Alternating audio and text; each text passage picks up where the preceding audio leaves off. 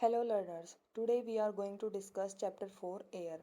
अब हम सबको पता है हमारी earth is surrounded by a huge blanket of air, जिसको हम क्या बोलते हैं, एटमॉस्फेयर बोलते हैं। अब जो हमारा एटमॉस्फेयर है वो डिफरेंट टाइप ऑफ लेयर्स के अंदर डिवाइडेड है, जो स्टार्टिंग फ्रॉम द हमारे अर्थ सरफेस से स्टार्ट होता है। अब हम वन बाय वन हम इन लेयर्स को डिस्कस करेंगे। फर्स्ट हम बात करते हैं ट्रोपोस्फेयर के बारे में। ये हमारी इंपॉर्टेंट लेयर है हमारे एटमॉस्फेयर की। इसकी हाइट क्या होती है, 13 किलोमीटर होती है।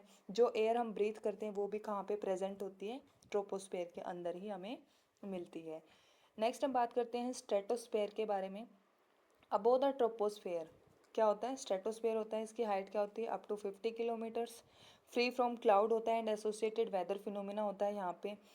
आइडल होता है फ्लाइंग एरोप्लेन्स के लिए, यानी कि जो हमारे एरोप्लेन्स फ्लाई करते हैं वो कहाँ पे फ्लाई करते हैं, स्ट्रेटोस्फेयर लेयर के अंदर ही फ्लाई कर पाते हैं।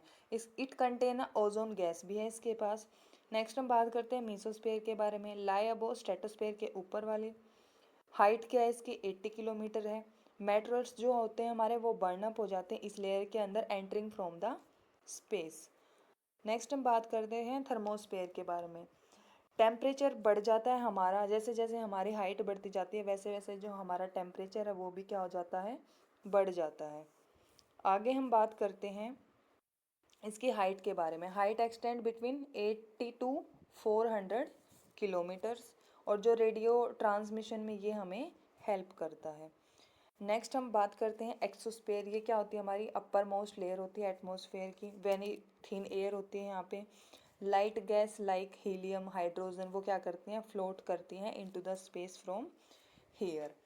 आगे हम बात करते हैं टेम्परेचर के बारे में। टेम्परेचर क्या होता है, जो हमारी डिग्री होती है hotness and coldness of the air, उसको हम क्या बोलते हैं, टेम्परेचर बोलते हैं।